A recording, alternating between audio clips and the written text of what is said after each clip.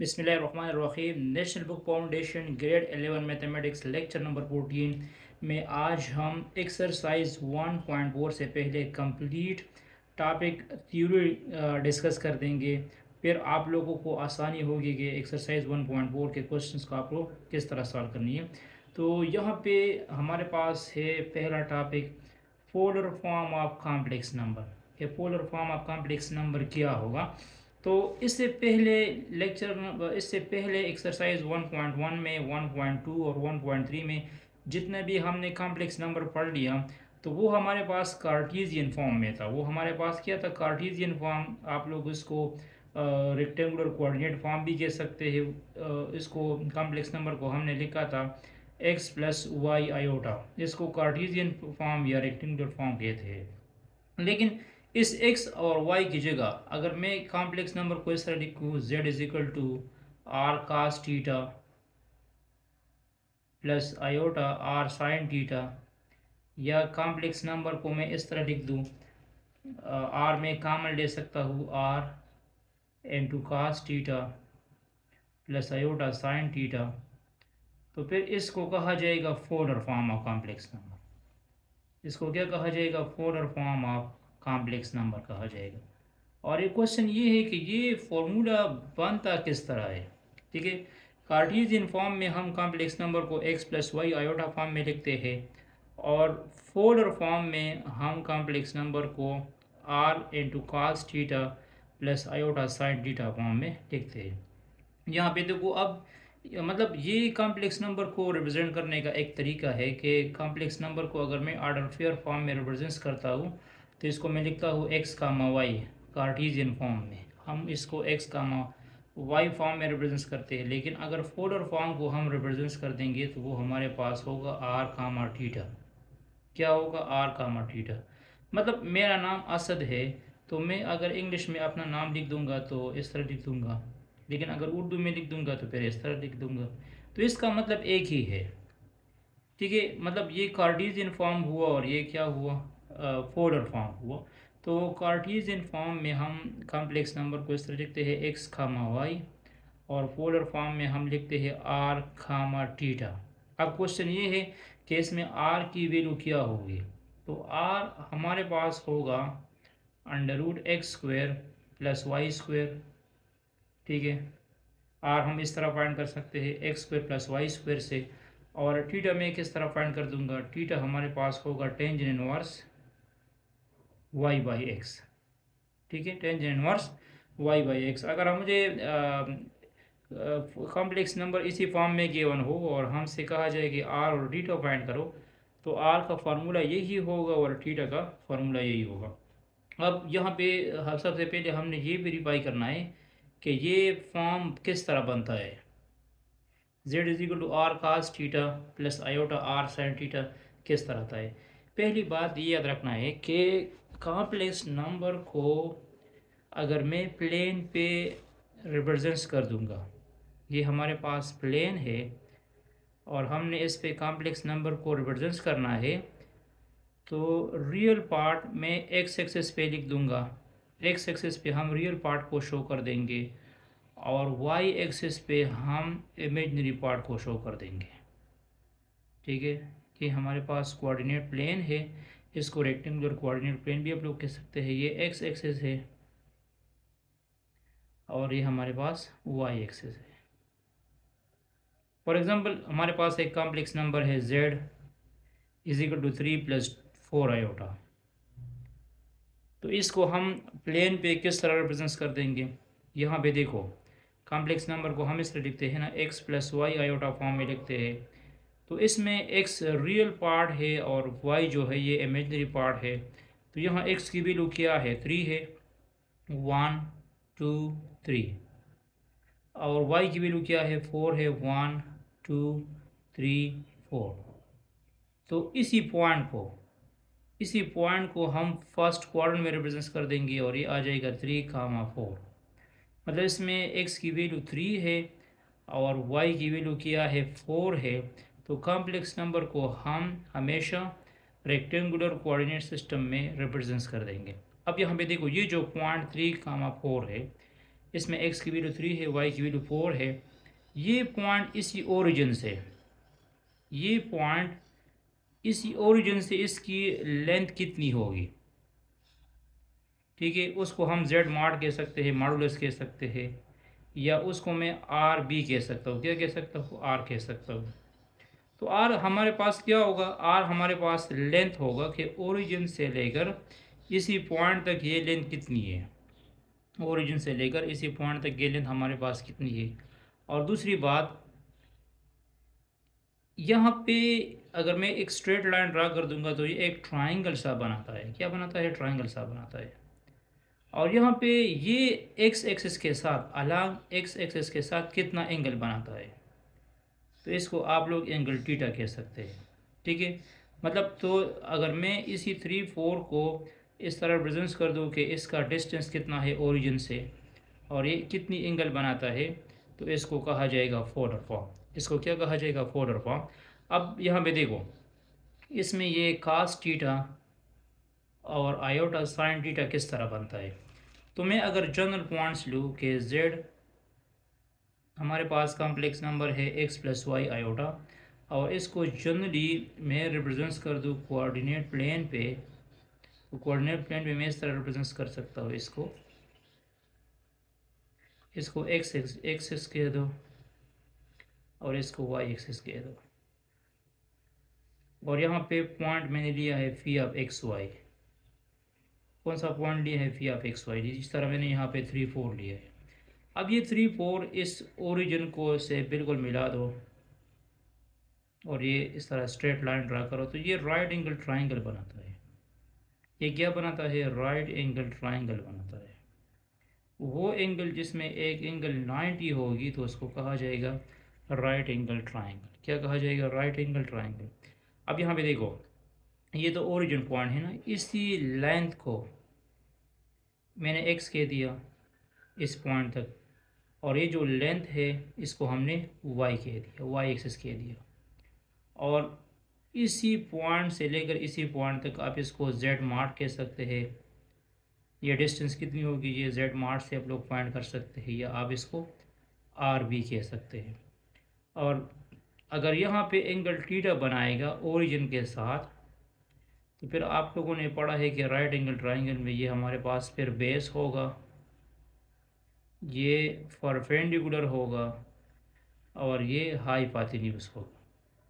ये क्या होगा? हाइपोटेन्यूज होगा, ठीक है। अब यहाँ पे देखो, अगर मुझे इसमें से x फाइंड करना है, क्या फाइंड करना है? x फाइंड करना है। तो आप लोगों को याद है कि कास टीटा किसके बराबर होता है? कास टीटा को हम लिखते हैं बेस बाय हाइपोटेन्यूज। तो मैंने आपको कह दिया कि बेस किसके बराबर है? बेस की वैल्यू हमारे पास x है, और हाइपोटेन्यूज को आप लोग z माड कह सकते हैं। और मैंने आपको ये भी कह दिया कि z माड की जगह आप लोग r भी लिख सकते हैं, या मैं लिख सकता हूँ x डिवाइड बाई r। तो कास टीटा आ जाएगा x बाई आर। क्या आ जाएगा? x बाई आर आ जाएगा।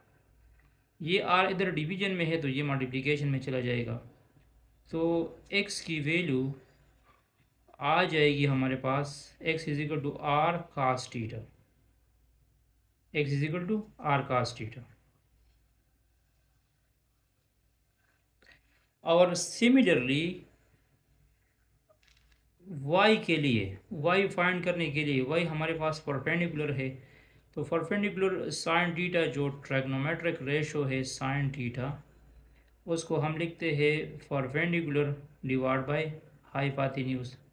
तो परपेंडिकुलर को हमने y से डिनोट किया है, और हाइपोटेन्यूज को आप लोग z मार्ट से डिनोट कर सकते हैं, या r से। तो ये जाएगा y डिवाइड बाई r। क्या आ जाएगा? y डिवाइड बाई r आ जाएगा। तो ये आ जाएगा sine theta is equal to y divide by r. तो r आ जाएगा, r is equal to y dot sine theta. Sorry, मुझे क्या फाइंड करना है? मुझे y फाइंड करना है, तो y is equal to r dot sine theta, ठीक है। तो इसमें y की वैल्यू क्या आ चुकी है? y की वैल्यू आ चुकी है r साइन थीटा। मतलब ये जो पॉइंट्स है, अगर ये पॉइंट सेकंड क्वाड्रेंट में लाई करते हैं तो ये भी ओरिजिन के साथ मतलब राइट एंगल ट्राइंगल बनाएगा थर्ड क्वाड्रेंट में या फोर्थ क्वाड्रेंट में, हर एक क्वाड्रेंट में ये हमारे पास राइट एंगल ट्राइंगल बनाएगा। ठीक है, अब तो कॉम्प्लेक्स नंबर को हम किस तरह डिनोट करते हैं? कॉम्प्लेक्स नंबर को मैं डिनोट करता हूँ z is equal to x plus y iota. तो अब यहाँ पे देखो x की वैल्यू क्या है? x की वैल्यू है r cos theta plus iota r sin theta. ये तो इसको कार्टेशियन फॉर्म कहते हैं। ठीक है, कार्टेशियन फॉर्म कहते हैं और इसको पोलर फॉर्म कहते हैं। इन दोनों का मतलब एक ही होगा। ठीक है, मैंने आपको इस तरह कहते हैं कि आप उर्दू में अपना नाम लिखते हैं या इंग्लिश में या चाइनीज़ में, तो नाम एक ही होता है लेकिन सिर्फ उसका स्टाइल चेंज हो जाता है। तो यहाँ पे मैथमेटिक्स भी एक लैंग्वेज है। ये एक लैंग्वेज है कि कार्टेशियन फॉर्म में आप कॉम्प्लेक्स नंबर को किस तरह रिप्रेजेंट करते हैं और फोल्डर फॉर्म में आप लोग कॉम्प्लेक्स नंबर को किस तरह रिप्रेजेंट करते हैं। तो इन दोनों का मतलब एक ही है। एक्स की वैल्यू क्या होगी? आर कास थीटा होगी और वाई की वैल्यू क्या होगी? आर साइन थीटा होगी। और मैंने आपको ये भी कह दिया कि इसमें आर और थीटा क्या होगा। अगर आप लोगों ने आर फाइंड करना है तो आर किस तरह फाइंड करना है? आर हमारे पास होगा x square plus y square under root, इसका माड लो यहाँ से लेकर यहाँ तक ये डिस्टेंस। ठीक है, और ये डिस्टेंस आप लोग किस तरह फाइंड कर सकते हैं? pythagoras थ्योरम की मदद से। Base square plus perpendicular square is equal to hypotenuse whole square. तो pythagoras थ्योरम से ये हमारे पास x square plus y square under root आ सकता है। और अगर एंगल थीटा फाइंड करना है तो एंगल थीटा के लिए आप लोगों ने फाइंड करना है tangent inverse y divide by x, tangent inverse y by x. सही, सपोज़ अगर इसका आप लोग आर फाइंड कर दोगे तो एक्स की जगह 3 स्क्वायर आ जाएगा और वाई की जगह 4 स्क्वायर आ जाएगा। तो अगर थीटा फाइंड करना है तो tangent inverse y by x 4/3 ये निकालना है कि ये कितनी एंगल बनाता है हॉरिजॉन्टल एक्स एक्सिस के साथ। ठीक है, तो और यहाँ पे ये भी याद रखो कि पोलर फॉर्म को मतलब जो z is equal to r cos theta plus iota r sine theta है, इसको हम सिंपली लिख सकते हैं आर सी आई एस। सही, cos theta plus iota sine theta form में हम इसको लिख सकते हैं सिंपली। और इसको मैं इस तरह भी लिख सकता हूँ सी आई एस, इसको मैं इस तरह भी लिख सकता हूँ सी आई एस थीटा, और इसको मैं इस तरह भी लिख सकता हूँ z is equal to e raise to power iota theta. तो इसको आयलर फॉर्म कहते हैं। क्या कहते हैं? आयलर फॉर्म कहते हैं। ये आयलर मैथमेटिशियन था, उसने कॉम्प्लेक्स नंबर को इस तरह इसी फॉर्म में लिखा था। तो इसको क्या कहते हैं? आयलर फॉर्म या आयलर फार्मूला कहते हैं। ठीक है, और इसमें ये भी याद रखना है कि ये जो थीटा है, theta is equal to tangent inverse y by x, इसको मैं आर्गूमेंट ऑफ जेड कह सकता हूँ। क्या कह सकता हूँ? A R G, argument of Z. इसको हम आर्गूमेंट ऑफ जेड भी कह सकते हैं। अच्छा, अब हम बात कर देंगे आर्गूमेंट ऑफ कॉम्प्लेक्स नंबर्स और प्रिंसिपल आर्गूमेंट्स फिर क्या होता है। सही, तो सबसे पहले आर्गूमेंट तो मैंने आपको कह दिया ना कि आर्गूमेंट ऑफ जेड जो होगा, आर्गूमेंट ऑफ जेड मीन हम थीटा फाइंड कर देंगे। ठीक है, थीटा एंगल मतलब कहाँ पे लाई करेगा। तो आर्गूमेंट ऑफ जेड का मतलब ये है कि अगर कॉम्प्लेक्स नंबर फर्स्ट क्वाड्रेंट में लाई करते हैं, ठीक है, फर्स्ट क्वाड्रेंट में कॉम्प्लेक्स नंबर लाई करते हैं, तो फिर आर्गूमेंट ऑफ जेड हमारे पास सिंपल क्या होगा? थीटा होगा। सही, ये एंटी क्लॉकवाइज डायरेक्शन में अगर हम एंगल लेंगे तो वो हमारे पास क्या होगा? थीटा होगा। ठीक है, ये हमारे पास ज़ीरो है, इसको हम 5/2 कहते हैं। ये 90 डिग्री की होती है। ये क्वाड्रेंट सेकंड क्वाड्रेंट 90 से लेकर 180 तक होता है। ये वाला क्वाड्रेंट 3π/2 के बराबर होता है। और फिर ये कंप्लीट एक रोटेशन 360 डिग्री के बराबर होती है। और इसको हम मतलब 9π/2 को हम 90 डिग्री कह सकते हैं। π/2 90 डिग्री होती है। तो अगर कॉम्प्लेक्स नंबर फर्स्ट क्वाड्रेंट में लाई करते हैं तो उसका आर्गूमेंट जो है वो सिंपल थीटा होगा। वो हमारे पास क्या होगा? थीटा होगा। मतलब ये एक्यूट एंगल बनाएगा और एंगल जो हो वो 0 और 90 के दरमियान लाई करेगा। एंगल हमारे पास क्या होगा? 0 और 90 के दरमियान लाई करेगा। अगर हमारे पास मतलब कॉम्प्लेक्स नंबर सेकंड क्वाड्रेंट में लाई करते हैं, मतलब यहाँ पे कॉम्प्लेक्स नंबर है ठीक है। तो अब मैंने आपको बता दिया ना कि ये ओरिजिन के साथ मिला दो, ये ओरिजिन के साथ मिला दो। तो अब एंगल, ये वाला एंगल नहीं, एंगल हम यहाँ से स्टार्ट लेंगे, फिर हमारे पास एंगल यही आएगा। ठीक है, तो ये एंगल कितनी होगी, ये कंप्लीट एंगल कितनी होगी। तो यहाँ पे देखो मैंने आपको कह दिया कि इसको हम क्या कहते हैं, 5/2 कहते हैं, और इसको हम फाई कहते हैं, और ये हमारे पास एंगल टीटा है। तो मैं क्या करूँगा, ये जो फाई है, इसी फाई से हम क्या कर देंगे, इसी फाई से हम टीटा को माइनस कर देंगे। तो हमारे पास फिर एंगल आ जाएगा सेकंड क्वाड्रेंट में, हमारे पास एंगल कहाँ पे आ जाएगा, सेकंड क्वाड्रेंट में आ जाएगा। ठीक है। अगर सपोज कॉम्प्लेक्स नंबर लाई करते हैं थर्ड क्वाड्रेंट में, कॉम्प्लेक्स नंबर लाई करते हैं थर्ड क्वाड्रेंट में, यहाँ पे हमारे पास कॉम्प्लेक्स नंबर है। ठीक है। तो फिर ये एंगल एंटी क्लॉकवाइज डायरेक्शन, ये वाली एंगल कितनी होगी। तो मैंने आपको कह दिया कि ये 5/2 है, और ये 5 है, और ये 3π/2 है। तो पाई के साथ थीटा को क्या कर दो, ऐड कर दो, पाई के साथ हम थीटा को ऐड कर देंगे। तो ये हमें एंगल देगा थर्ड क्वाड्रेंट में, ये हमें एंगल देगा थर्ड क्वाड्रेंट में। सपोज अगर कॉम्प्लेक्स नंबर हो z is equal to 2+3i, तो आपको ये पता है ना कि फर्स्ट क्वाड्रेंट में x भी पॉजिटिव होता है और y भी पॉजिटिव होता है। तो सपोज 2,3 इधर है, फर्स्ट क्वाड्रेंट में दोनों पॉजिटिव होते हैं। इसी केस में मैं सपोज z लेना चाहता हूँ, z is equal to -2+3i। x negative है और y पॉजिटिव है, तो -2+3i कॉम्प्लेक्स नंबर अगर मैं कोऑर्डिनेट प्लेन पे रिप्रेजेंट कर दूंगा, तो ये सेकंड क्वाड्रेंट में लाई करेगा। सिमिलरली अगर z हो -2 - 3i हो, तो फिर ये थर्ड क्वाड्रेंट में लाई करेगा, क्योंकि थर्ड क्वाड्रेंट में x भी नेगेटिव होता है और y भी नेगेटिव होता है। और अगर मैं लिख दूँ z is equal to 2 - 3i, तो this is lie in fourth quadrant, फिर ये इस तरह आएगा। तो फोर्थ क्वाड्रेंट में आप लोग इस तरह लिख सकते हैं कि 2π से थीटा को माइनस कर सकते हैं, या इस तरह भी कर सकते हैं कि 3π/2 के साथ थीटा को ऐड कर सकते हैं। तो ये आपको फोर्थ क्वाड्रेंट का एंगल बताएगा कि ये कितना एंगल बनाता है कॉम्प्लेक्स नंबर। ठीक है। लेकिन अब मैं ये तो मतलब हमारे पास फर्स्ट क्वाड्रेंट है, सेकंड क्वाड्रेंट है, थर्ड फोर्थ। फर्स्ट क्वाड्रेंट में आप लोगों ने क्या करना है, सिंपल थीटा होगा। सेकंड क्वाड्रेंट में हमारे पास 5 - थीटा होगा, ये सेकंड π - थीटा होगा, थर्ड में 5+थीटा होगा, और फोर्थ में 2π - थीटा होगा, या 3π/2+थीटा होगा। ठीक है। किसी भी या और इसको एंटी क्लॉकवाइज डायरेक्शन कहते हैं, क्या कहते हैं, एंटी क्लॉकवाइज डायरेक्शन।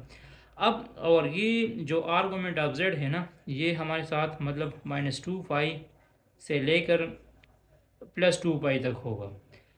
-2π और 2π का मतलब क्या है, अगर आप लोग एंटी क्लॉकवाइज डायरेक्शन आओगे, तो कंप्लीट एक रोटेशन जो है वो ज़ीरो एंगल से लेकर 2π तक होगा।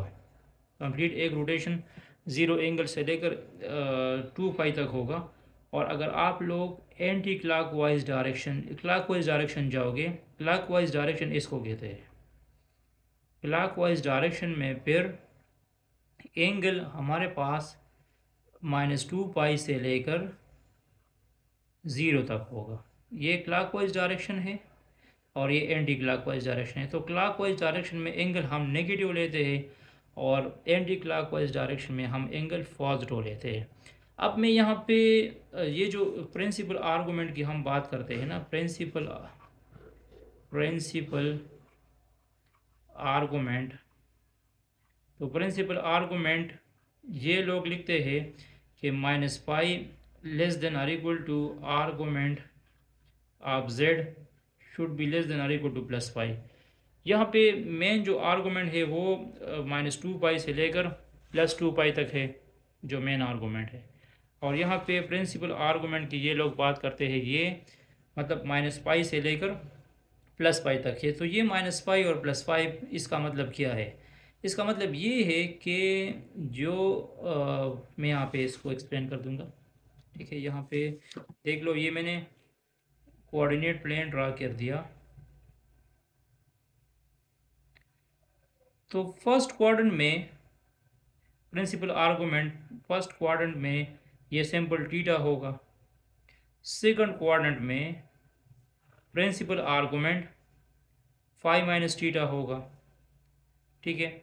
थर्ड, अच्छा, ये फर्स्ट और सेकंड क्वाड्रेंट के लिए हम इस तरह लिख देंगे 0 less than theta and theta less than और इक्वल टू 5, ठीक है। ये फर्स्ट दो क्वाड्रेंट के लिए है और ये एंटी क्लॉकवाइज डायरेक्शन के लिए। कौन सी के लिए है? एंटी क्लॉकवाइज डायरेक्शन के लिए। और क्लॉकवाइज डायरेक्शन के लिए यहाँ पे एंगल माइनस थीटा होगा, इधर एंगल क्या होगा? माइनस थीटा होगा। और इसी क्वाड्रेंट में हमारे पास एंगल जो है थीटा माइनस 5 होगा। हमारे पास क्या होगा? थीटा माइनस 5 होगा, क्योंकि क्लॉकवाइज डायरेक्शन में हमारे पास इन दोनों थर्ड और फोर्थ क्वाड्रेंट में एंगल नेगेटिव आएगा। ये एंगल भी नेगेटिव होगा और ये एंगल भी नेगेटिव होगा। तो फिर ये हम लिख सकते हैं कि minus 0 less than theta and theta less than 0, theta less than 0 होगा। तो प्रिंसिपल आर्गूमेंट का मतलब ये है कि 0 से लेकर 5 तक पहले दो क्वाड्रेंट को हम एंटी क्लॉकवाइज डायरेक्शन में लेते हैं और आखिरी दो क्वाड्रेंट को हम क्लॉकवाइज एंगल लेते हैं, ठीक है। मतलब तो इसको कहते हैं प्रिंसिपल आर्गूमेंट। तो अगर मुझे प्रिंसिपल आर्गूमेंट फाइंड करना है ना, तो प्रिंसिपल आर्गूमेंट हमारे पास -5 less than or equal to argument of z और a less than or equal to +5 होगा। मतलब अगर थीटा पहले दो क्वाड्रेंट में लाई कर देंगे तो मुझे एंटी क्लॉकवाइज रोटेशन लेनी है, एंटी क्लॉकवाइज डायरेक्शन यूज़ करना है। और अगर थीटा थर्ड और फोर्थ में लाई करता है तो फिर मैं मतलब एंगल जो है क्लॉकवाइज डायरेक्शन की तरफ भी ले सकता हूँ, इस तरह। सही। तो इसको कहते हैं प्रिंसिपल आर्गूमेंट। तो प्रिंसिपल आर्गूमेंट एक स्पेशल केस है आर्गूमेंट का, जिसमें हम एंगल मेजर करते हैं -180 डिग्री से लेकर +180 डिग्री तक। ये सिंपल सी बात है। इसी में एंगल एक्यूट होगा, एक्यूट में 90 से कम होगा, और इसी में एंगल ऑब्ट्यूज होगा, ऑब्ट्यूज में 90 से ज़्यादा होगा। इसी केस में भी एक्यूट एंगल होगा और इसी केस में भी ऑब्ट्यूज एंगल आएगा, ठीक है। फर्स्ट क्वाड्रेंट में acute angle, obtuse angle, acute angle, obtuse angle, ठीक है। तो इसको कहते हैं प्रिंसिपल आर्गूमेंट। ये कब यूज़ करना है? पहले दो क्वाड्रेंट के लिए। ये कब यूज़ करना है? आखिरी दो क्वाड्रेंट के लिए। इसके लिए डायरेक्शन क्या होगा? Anti clockwise direction. और इसके लिए डायरेक्शन क्या होगा? क्लॉकवाइज डायरेक्शन होगा, ठीक है। तो इसको कहते हैं प्रिंसिपल आर्गूमेंट। अब मैं property of polar form discuss कर दूंगा। अच्छा, यहाँ पे पहली प्रॉपर्टी है कि अगर z हमारे पास पोलर फॉर्म में हो तो फिर इसका z इनवर्स क्या आएगा? तो इसकी z इनवर्स का, इसको मल्टीप्लिकेटिव इनवर्स कहते हैं। इसकी z इनवर्स का फॉर्मूला होगा 1/r n2 cos theta minus iota sine theta, ठीक है। फिर इसका जो मल्टीप्लिकेटिव इनवर्स होगा वो +1 और r आ जाएगा और यहाँ प्लस की जगह माइनस आ जाएगा। और अगर इसका प्रूफ चाहिए आप लोगों को तो प्रूफ इसका इस तरह है कि z क्या गिवन है? z हमें गिवन है r cos theta plus iota sine theta. तो z इनवर्स का मतलब होगा 1/z। तो 1/z को मैं इस तरह लिख सकता हूँ, z की वैल्यू क्या है? z की वैल्यू है r into cos theta plus iota sine theta, ठीक है। अब यहाँ पे देखो, इसमें आयोटा ख़त्म करना है तो हम इसका कंजुगेट लेते हैं, cos theta minus iota sine theta, इसके साथ मल्टीप्लाइड भी कर दो, और cos theta minus iota sine theta multiplied भी कर दो, कंजुगेट जिस तरह हम x + y आयोटा कंजुगेट लेते थे। तो z इनवर्स आ जाएगा cos theta minus iota sine theta divide by r cos theta whole square